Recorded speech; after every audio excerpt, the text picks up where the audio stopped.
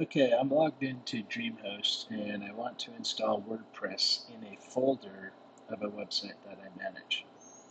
Um, so to do that, you have to first make sure that you have the domain hosting turned on.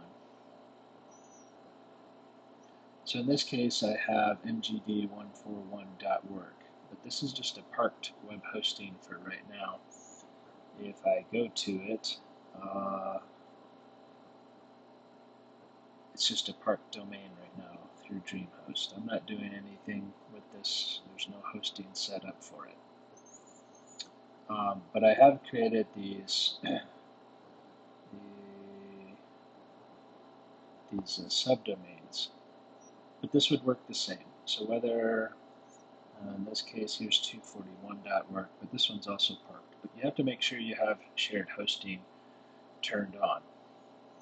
So if you have your domain within DreamHost, you have to make sure that you add hosting to it. Okay.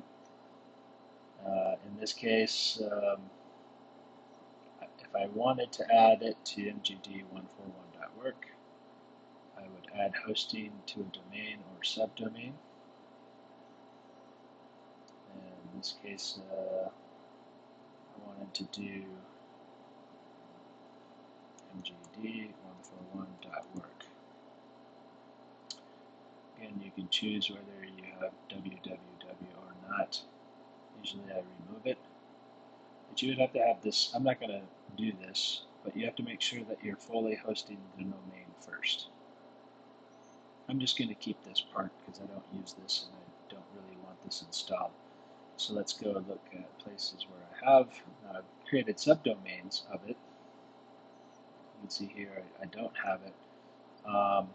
But let's look down a little bit further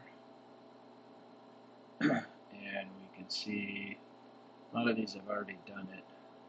But let's look at number 20 here. So there isn't a student using this right now, but I have hosting set up.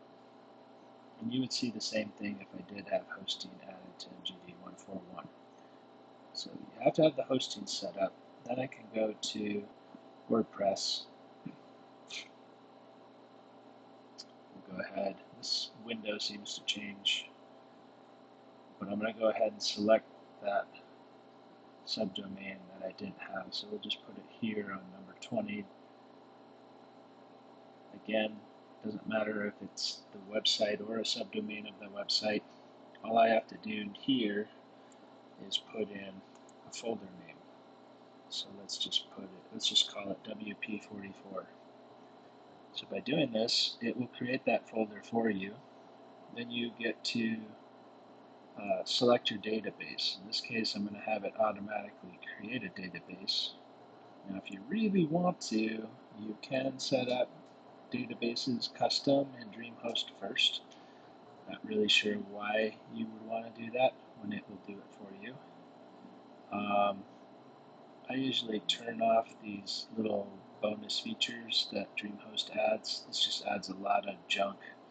You'll get a lot of plugins and themes already installed with your WordPress site, and you really don't need it. But that's it. You would pick your domain here, add the folder, automatically create database, and hit install it for me now. And then once that's done, you'll receive an email. Once the installation is done, you'll get an email with the username and the password. So there you go. That's how you do the one-click installer and get it to install it in a folder of the site that you choose. But you have to have the hosting set up. I know I'm demonstrating this with a subdomain, but if I had hosting set up on mgd141.work, it would be an option here. So it would work just the same. Okay, there you go. That's all you have to do for the one-click install on DreamHost.